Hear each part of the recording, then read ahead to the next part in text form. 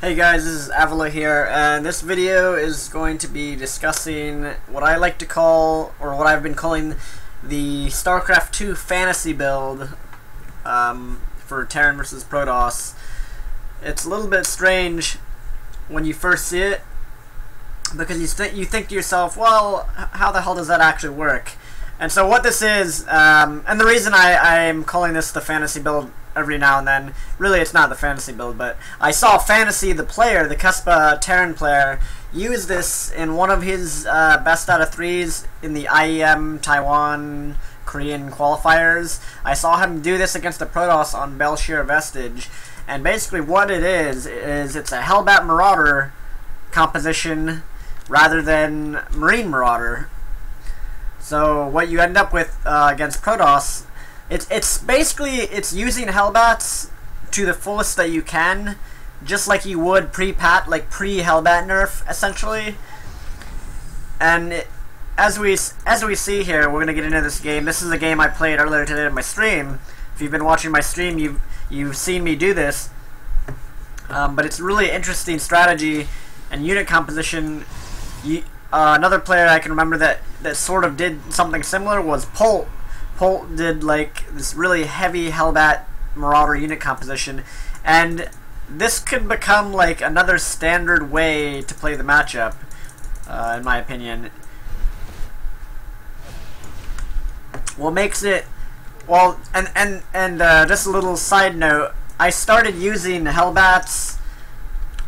I started to incorporate more Hellbats again in my TvP in the last week, before I saw Fantasy play with the Hellbat Marauder strat. And the reason I was starting to use them more often again was because of the fact TvP right now, it's really, really difficult, especially the early game. But it's really, I mean, the matchup, Terrans are struggling. I can't really put it any other way. Terrans are just struggling right now in the matchup. And part of the reason that I mentioned before, we're essentially, at this point, after the Hellbat nerf, every Terran has gone back to playing Wings of Liberty, including myself, against Protoss. We're actually just, going Marine Marauder medivac with Vikings and Ghosts. That's Wings of Liberty, a Wings of Liberty unit composition, sure. Sometimes we open up with a Widowmine drop, and of course we use the slightly speed buffed Reaper to scout. But aside from that, the other reason why Terrans, including myself, are having difficulty in the matchup is because we're playing Wings of Liberty against Heart of the Swarm Protoss. Heart of the Swarm Protoss has the Mothership Core, the cheaper DTs, free hallucination scouts, the Mothership Nexus Cannon. So I think this is a good path for a lot of Terrans to follow. So you'll notice I'm opening up with standard bio right now. I know I said that I'm going Hellbat Marauder, but you don't always have to start off with the Hellbats. It's actually pretty risky to initially begin the game immediately with the Hellbats, because you could die to all-ins really easily. That's the thing. It's a matter of how do you get into the Hellbats without dying, which of course is really scouting dependent. You have to make sure that they're not all-inning you, or that you can hold off all-ins before you start going into the mid-game Hellbat production. So I forced the photon overcharge there, and then I just backed away. You can see the Protoss here just turtling in his base. So you'll notice I have the armory should. Okay, so here's what it is. I have two factories, guys. That's the slight twist. So what will end up here, the unit production you actually end up with, or the production setup, is slightly different than standard bio. Because what you end up with is, you get your stem initially, you get your combat shields if you want. Actually, a lot of the games I've done this, I don't even get combat shields, or I get it later on. But you basically end up with 2 reactored factories, and 4 tech lab barracks, and a reactored starport. Initially you have this, you have to research the blue flame. That is the one thing that that's the tricky part of this, is getting the blue flame and not dying to any all-ins, any 2-base Protoss all-ins, or even 1-base all-ins. And sometimes what I've been doing recently also is I'll occasionally build some normal Hellions in Hellion mode to go harass with, and that can be a pretty useful thing to do. until you have the armory finished for Hellbat production. So if we notice here, all my barracks are gonna have tech labs on them in a moment. And then Blue Flame just finished, so once the Blue Flame finishes, you end up with 2 reactor factories, 4 tech lab barracks, and 1 reactor starport. And here's the thing, guys. When you try this on ladder, when you do this, don't build Vikings. The nice thing about this Hellbat Marauder play is that there's really only two hard counters to this, and the first one would be Void Rays if the Protoss notices you're doing this and then tries to sneakily get Void Rays in their unit composition, and the way you stop that is by adding Marines back in.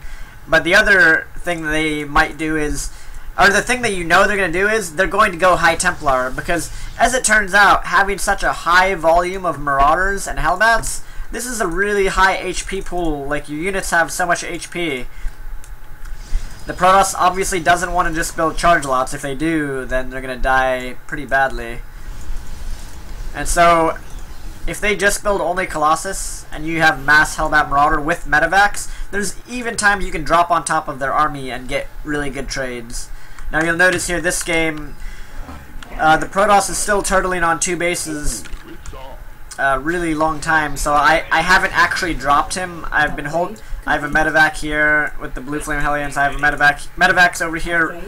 They are in position to drop, and then I have a third attack on the way over here. So I have three attacks position, or I have 3 possible attacks positioned on the map, which is always what you want to do.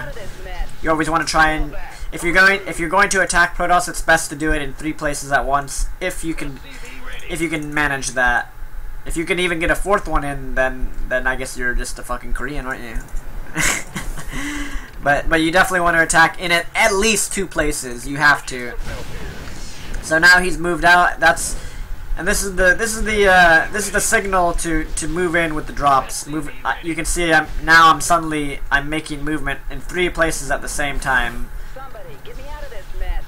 Now he is still on 2 bases, and he is turtled up quite well.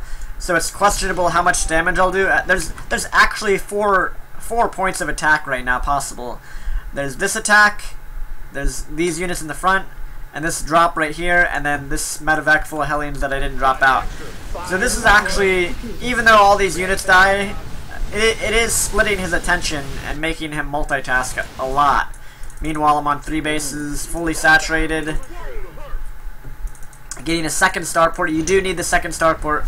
Sometimes what Protoss will try and do is they'll just stay on pure Colossus Stalker, and in that case you have to get Vikings.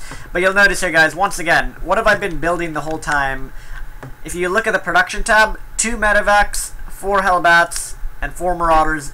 That's been my production this entire time. Hellbats and Marauders. I don't even have any Marines in this unit composition, and as we'll see in a moment, you don't actually need Marines. This drop was really bad.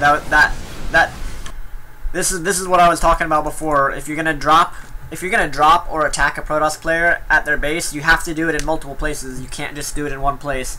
If you do it in one place, it's a really easy defense for the opponent, and that's why that drop got obliterated right there. But you'll notice I'm at 100. Even though I've lost a lot of units, I'm at 165 supply out of 200. I'm still ahead of supply of the Protoss player. And that's because these units, they're really supply heavy. So it's a little bit misleading when you look at the supply, because these units are really supply heavy, 2 supply each. And you notice I'm getting the Ghost Academy. Where is the Ghost Academy? Oh, it's right there. Already researching the Mobius reactor. And once again, the main counter to this unit composition is Psystorm from the High Templar, or Void Rays, which you get the Vikings for anyway, so you're fine. But look at how many Marines are here, guys. No Marines. It's literally just Hellbats and Marauders. Like, when you see this, when you try this, you'll think, wow, will this really work? And if we notice the units tab, I have 26 Hellbats, 23 Marauders, 1 Ghost, and 5 Vikings and 3 medivacs. And I'm at 200 supply. I'm actually maxed out right now, getting more command centers to expand again. But this is just pretty crazy, like. So let's see what happens when we actually engage in battle. You'll notice he has 4 colossus and I have 5 Vikings, guys. That's actually way normally if you were going just Marine Marauder and they have this many colossus, you would think to yourself, oh my god, I am just fucking dead. Like the game, I only have 5 Vikings. These things are just gonna obliterate everything. All these chargelots, the chargelots are gonna kill Marines and tank Marines so easily. But let's watch what happens here. If you just look, so we have the Vikings. Just watch what happens. I'm gonna highlight the zealots here. If we look at the zealots, the Vikings are doing damage. The zealots they're charging in there, but they're being taken out pretty cost efficiently, I would say. And once again, look at how many units. I'm at 171 supply against 125 right now. So this is just really, it's really strong, quite strong. Especially if the Protoss doesn't have Psystorm. Which sometimes Protoss will try and skip out on that. And you notice I'm out of units there, so I just gotta run away. But yeah, it's crazy how, I took out a Nexus, traded quite well. I have some units over here, they're idle. But so that's the main thing. And also, of course, now I'm adding on more barracks production. I have 8 barracks now, the 2 factories and 2 starports. And I'm still making Hellbats and Marauders, although I should be making Ghosts pretty soon, because you'll notice he's getting Psystorm.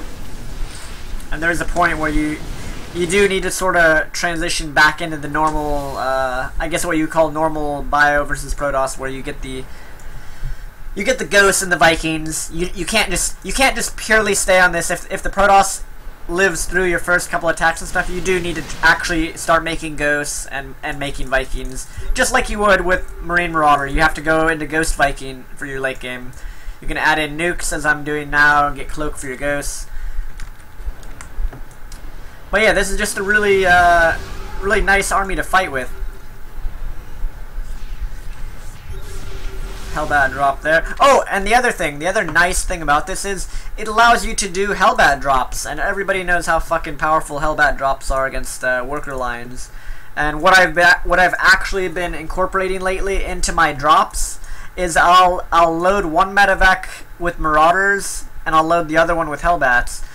Or I'll, mix it up and do like 2 Marauders and a Hellbat and a medevac. And what that does is, if you drop 2 medevacs full of Marine Marauder, or Marauder and Hellbat, you can actually drop them. The Marauders will kill any cannons, and the Hellbats, you focus fire on the probes. It's actually an unorthodox drop for the current metagame, but that's something you can actually do in this matchup. You can do a Hellbat Marauder drop. And it's just really good for taking out the cannon defense, as well as taking out probes. So the game goes on here, just macroing up, making sure to take more bases. There is a Warp Prism that's sort of the annoyance that Protoss players always do, good harassment. But once again, my army, if you look at this is a pretty high HP army. The main thing, once again, the main counter is Psystorm. But I have the Ghosts now, and I'm getting the Vikings in there as well. All of my barracks have tech labs for Ghost production and Marauder production. And I'm launching a nuke in his main. I got that Ghost in there.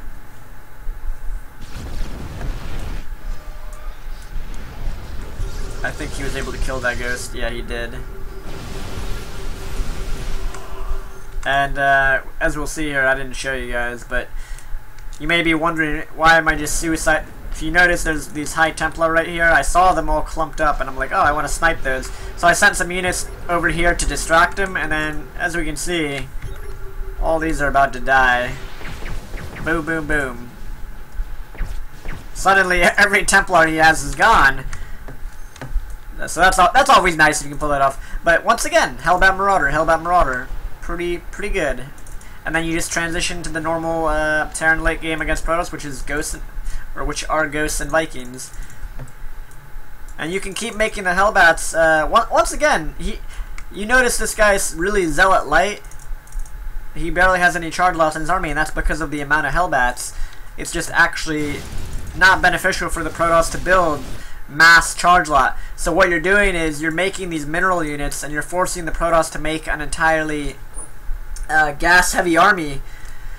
And so that means if you're able to crush his army or trade in any reasonable way, then you're in a good position, because you're forcing him to make Vespian gas units, whereas you're making mineral units, mineral-heavy units. Of course, remember, all your Vespian gas should be going towards the Ghosts and the Vikings, and then the rest, Hellbat Marauder. So it's just overall quite a nice way to play, I think. Once again, traded some units there. Launched a triple nuke here, which is always nice. Now he has no more colossus. And just for reference, guys, all three of these nukes, I should have targeted them on the Nexus, all in the same spot. I got a little fancy there for no reason. A little too fancy. No need to have done that. But I took out the Nexus. I still have these. Notice I saved the Vikings. I didn't land them. A lot of Terran players will land those Vikings. You definitely do not want to land the Vikings. It takes a long time to get your Viking production back up. So these, what is this, 10 Vikings I managed to just send back home and reunite with any production that I come out of my barracks, that are coming out of the barracks. So it's a big thing. That's something to remember. Don't just waste your Vikings. Keep them alive.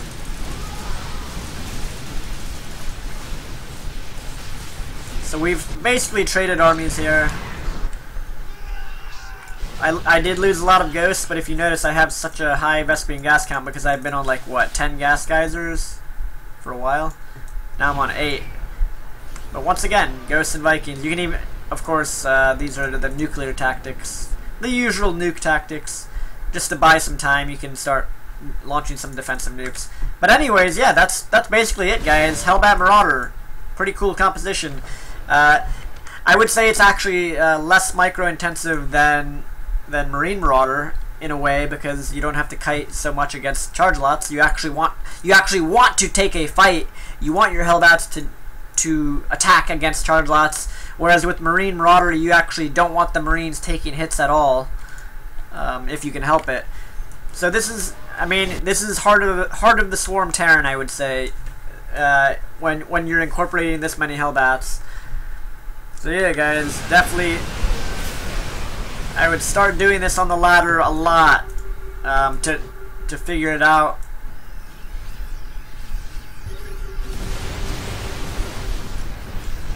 I think that's what this is the thing us Terrans need to be doing more often. You notice here, trying to EMP as many Templars as I can.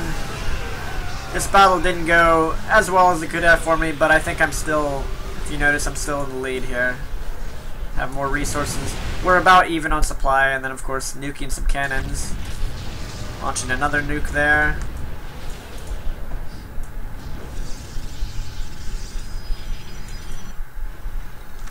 Go ahead and fast forward a little bit.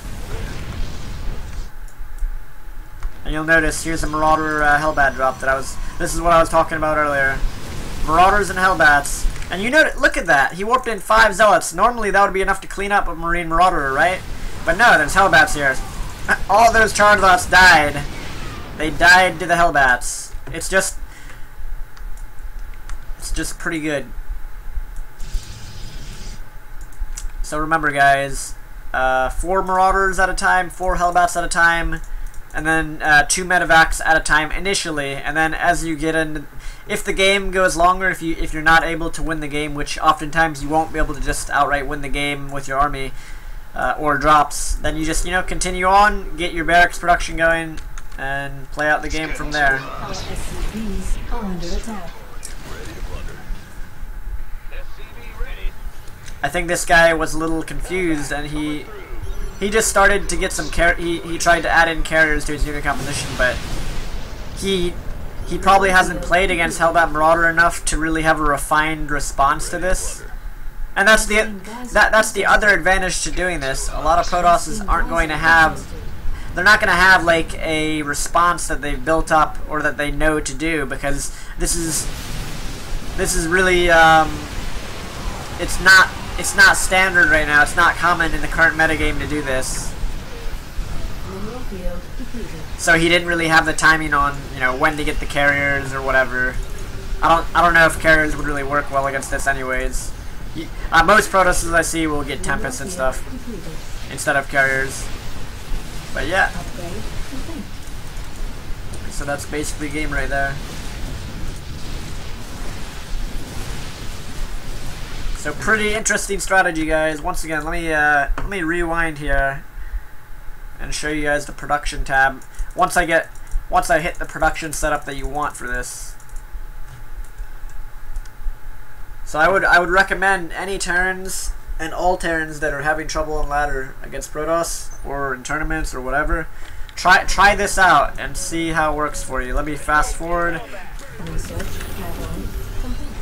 So if you notice the production tab right now, guys, 4 Hellbats at a time, 4 Marauders at a time, and 2 medivacs at a time. Okay, fast forward. So there we go. This is what your production will look like: 4 Hellbats, 4 Marauders, 2 medivacs for a lot of the mid game. Once again, remember, I opened up this game with 3 barracks, Marine Marauder, and medevac production, and then once it was safe, I started to get the blue flame and add in the other the Hellbats and the other units. So yeah, guys, have fun with this on the ladder. Good luck, and I will be streaming later today, and I will make more videos. So thanks for watching. See you guys later. Peace.